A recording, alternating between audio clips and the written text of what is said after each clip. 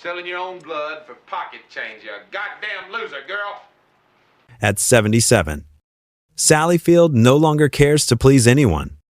After more than half a century inside Hollywood, a city built on masks and rehearsed smiles, she has finally allowed herself to speak without fear.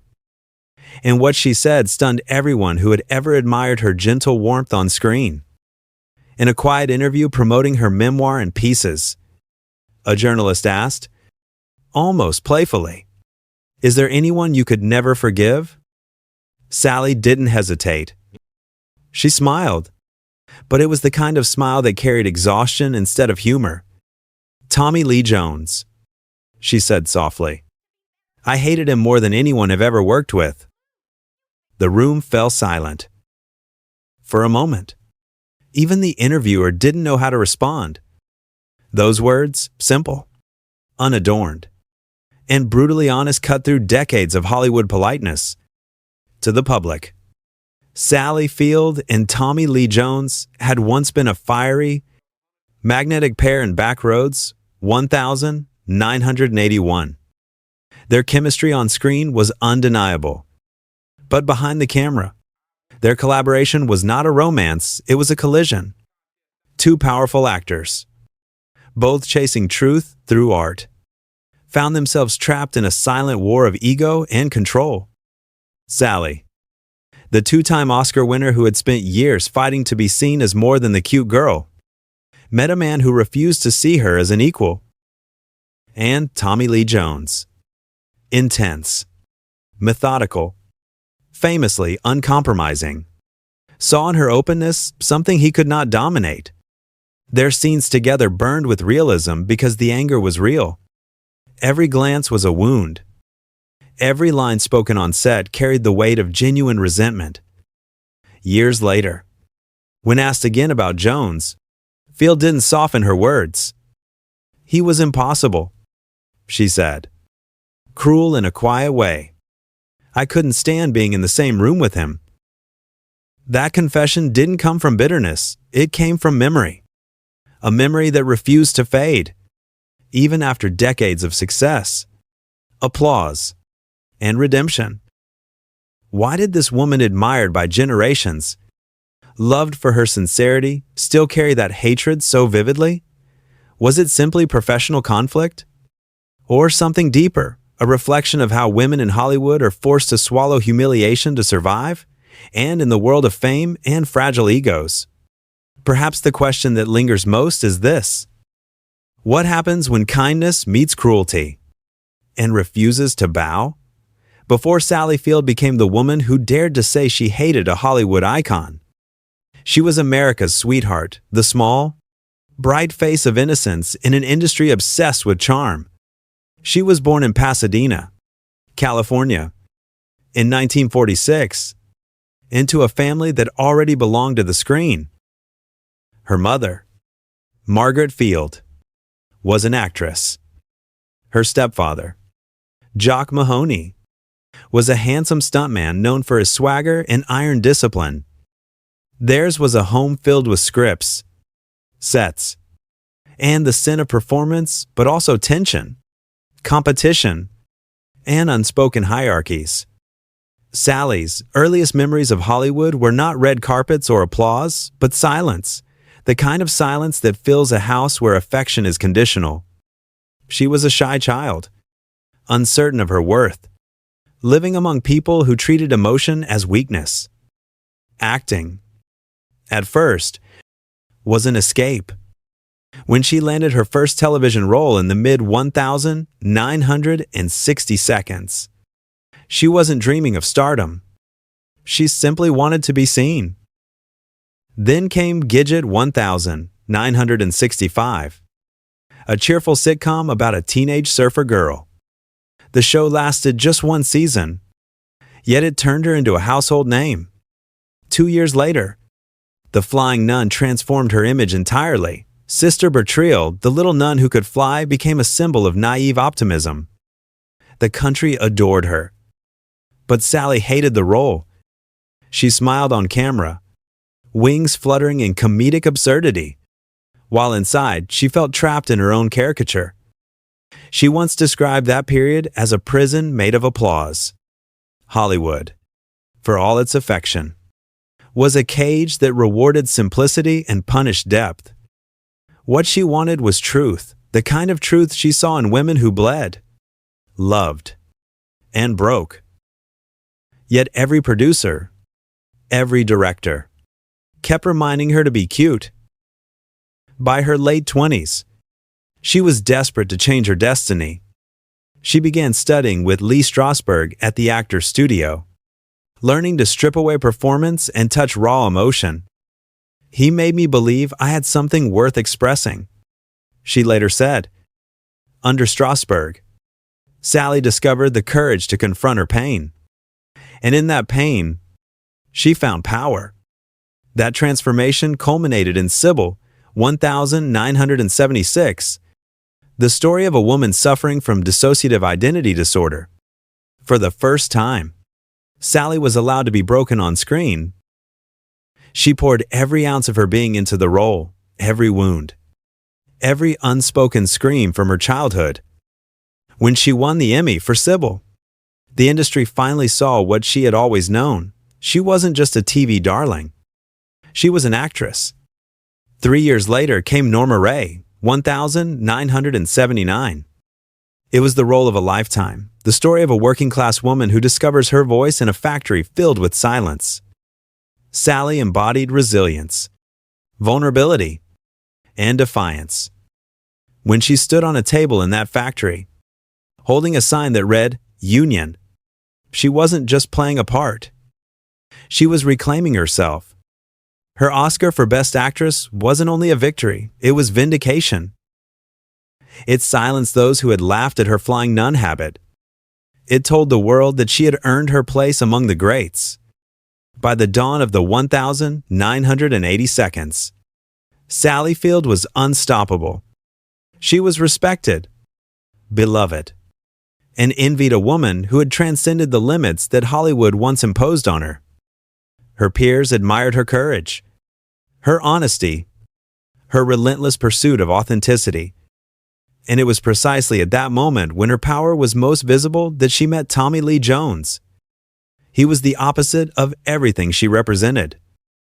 Where she was open, he was guarded.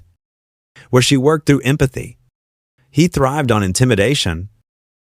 He came from Texas, carrying a kind of masculine stoicism that made him both magnetic and volatile.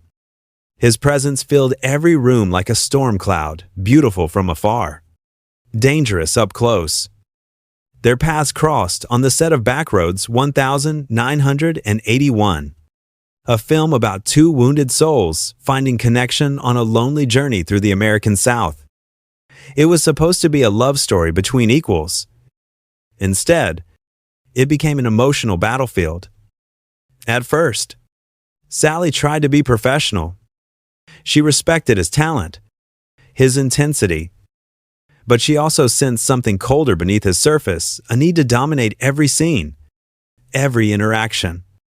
For Jones, acting wasn't collaboration, it was survival. And Sally, with her emotional transparency, threatened the armor he had built. Crew members noticed it early. They had this strange energy. One remembered. The cameras would roll, and it was electric, but between takes, the air was heavy. You could feel it. Sally would later describe him as impossible to deal with. Yet the irony was cruel. Their tension made their performances real.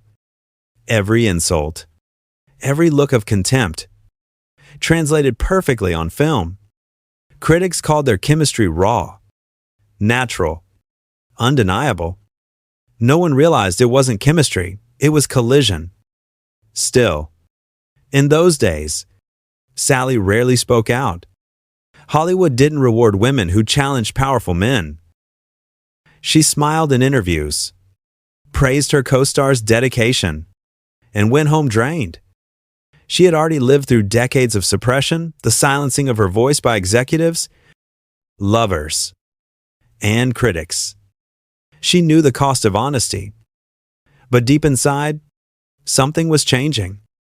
Backroads became a mirror of her own life, a story about pain disguised as partnership, about how love and violence sometimes share the same silence.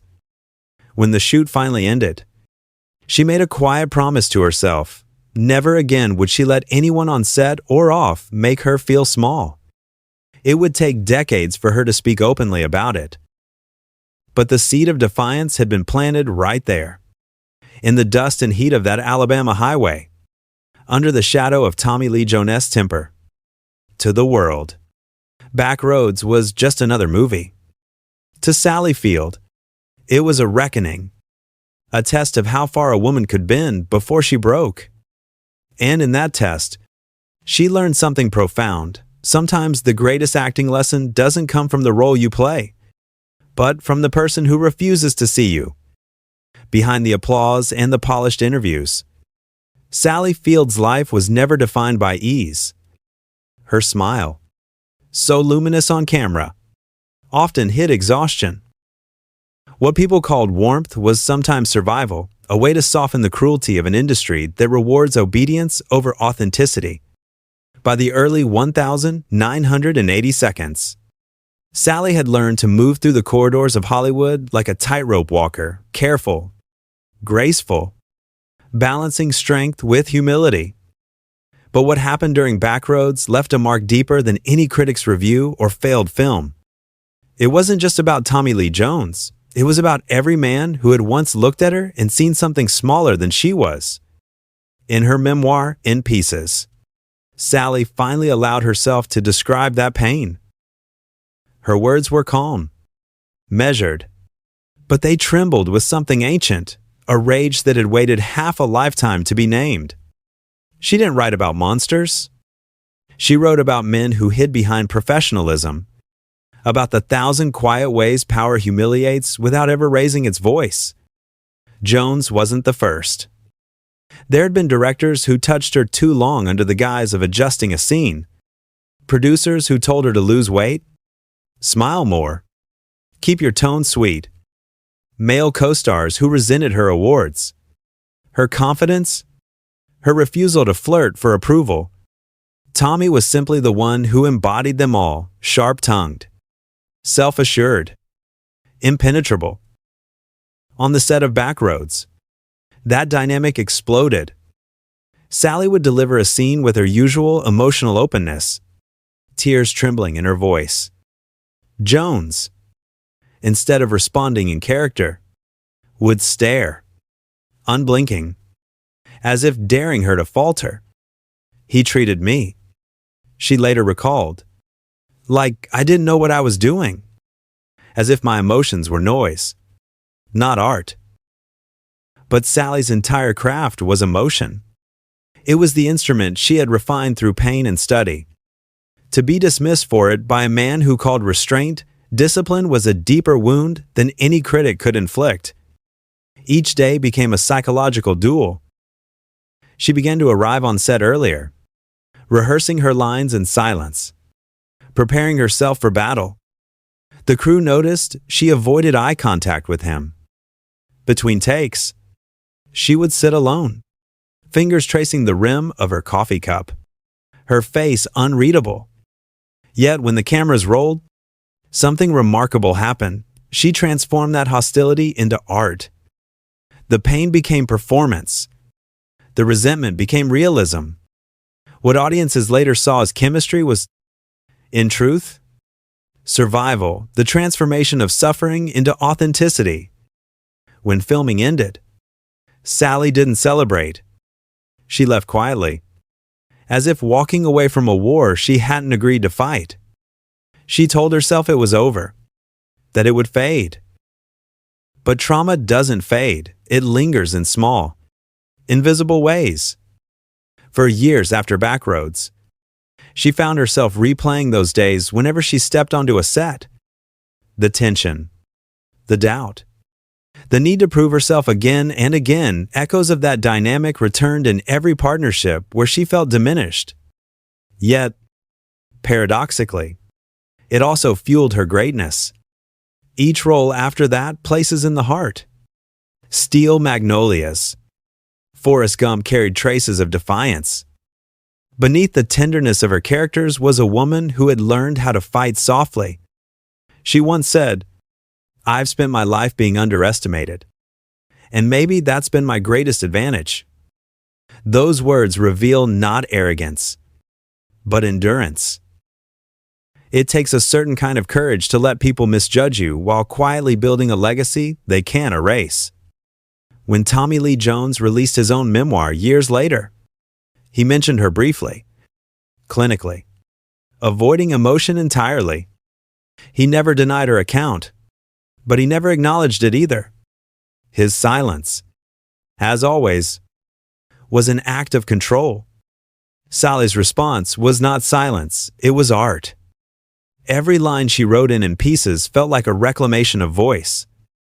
In that book, she also confronted something far older than Hollywood ego, her childhood.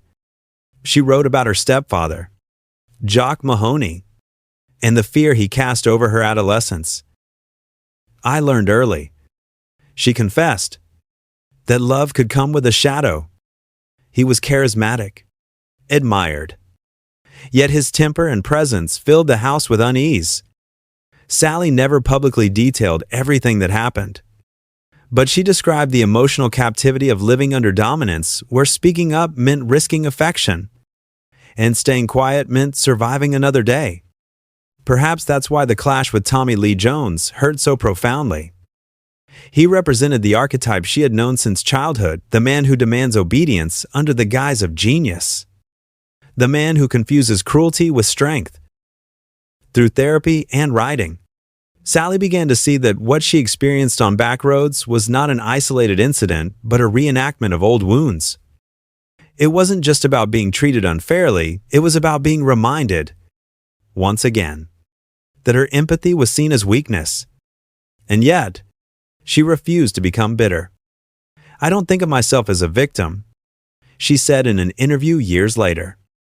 "I think of myself as someone who kept showing up, even when it hurt." That's the hidden truth of Sally Field's story.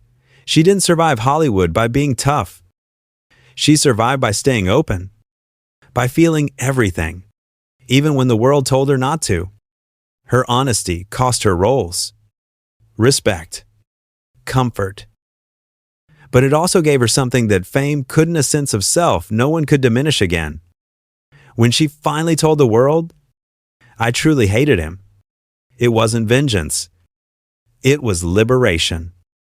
It was her saying, "You cannot rewrite my experience." In a culture that glorifies forgiveness, Sally's refusal to pretend was revolutionary. She didn't owe the world reconciliation, she owed herself truth. That's what makes her story so haunting. Even as she carried pain, she transformed it into empathy. Even as she spoke of hate, she did it with clarity, not venom. She turned confrontation into confession and confession into art. Sometimes, the most powerful form of forgiveness isn't to forget. It's to remember without allowing the memory to define you. Sally Field remembered. She remembered every dismissive glance, every silenced instinct, every moment she was told she wasn't enough. And she turned it all into light, into performances that still make strangers cry decades later. That is the paradox of her legacy. She learned to feel everything. And by doing so, she became untouchable. It took Sally Field nearly 4 decades to admit it out loud, that the anger she carried wasn't about Tommy Lee Jones alone.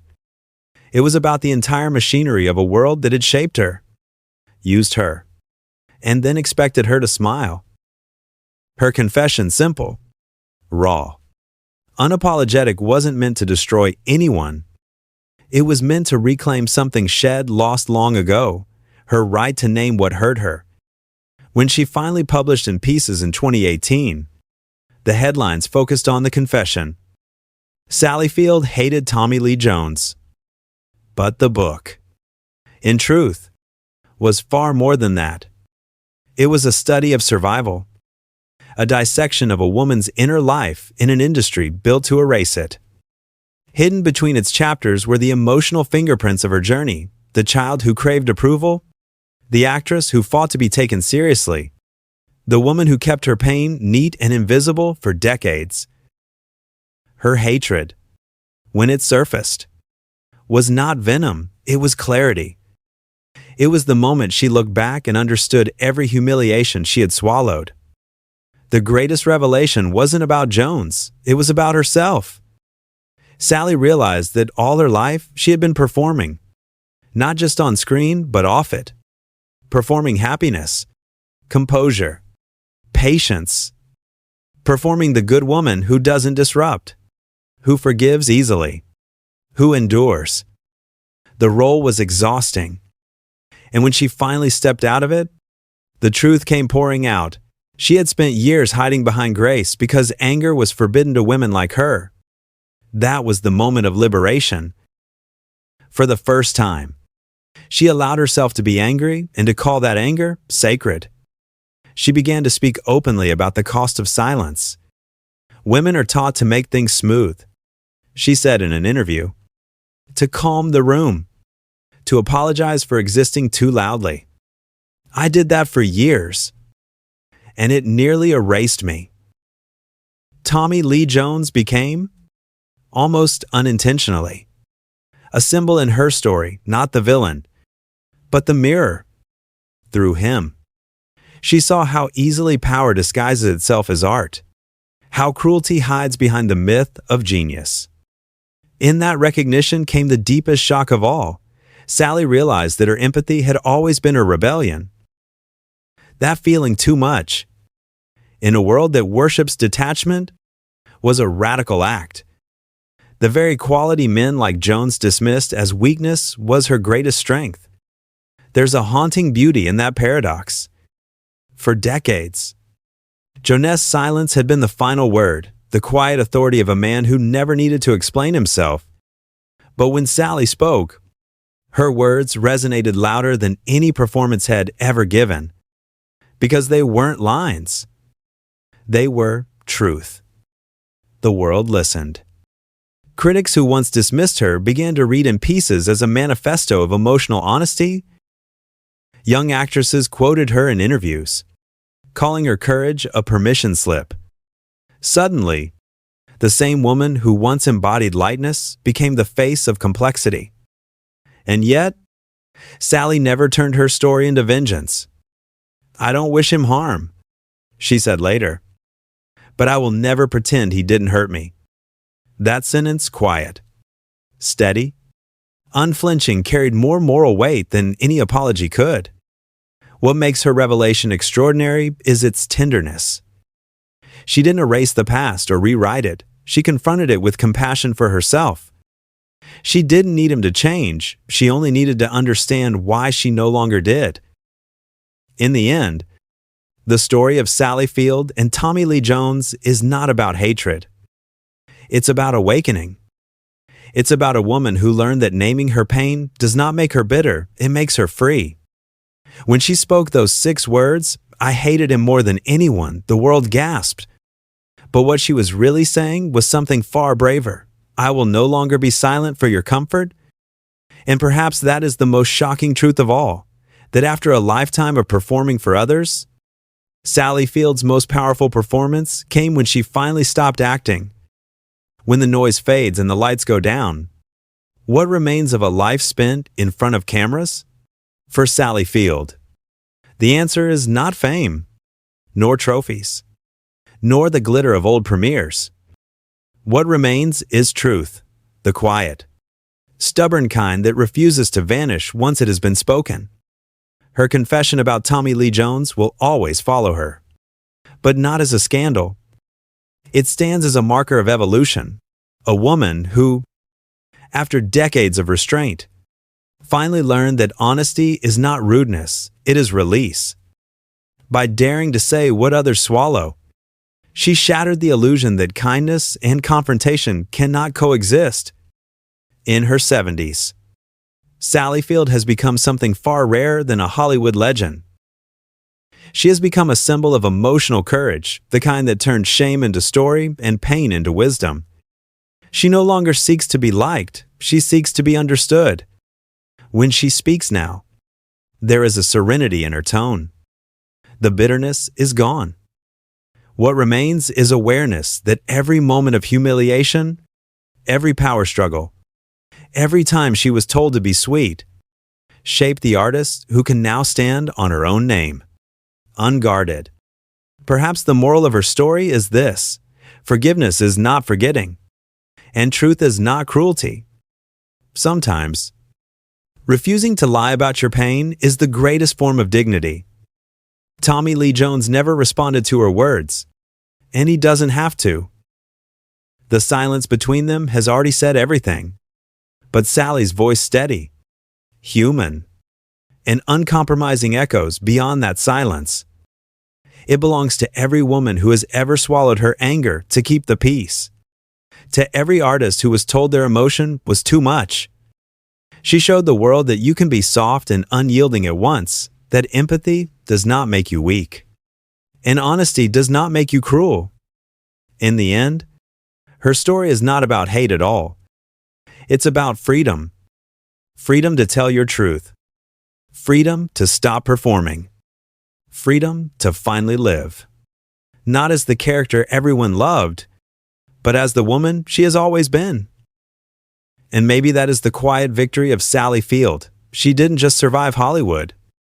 She outgrew it.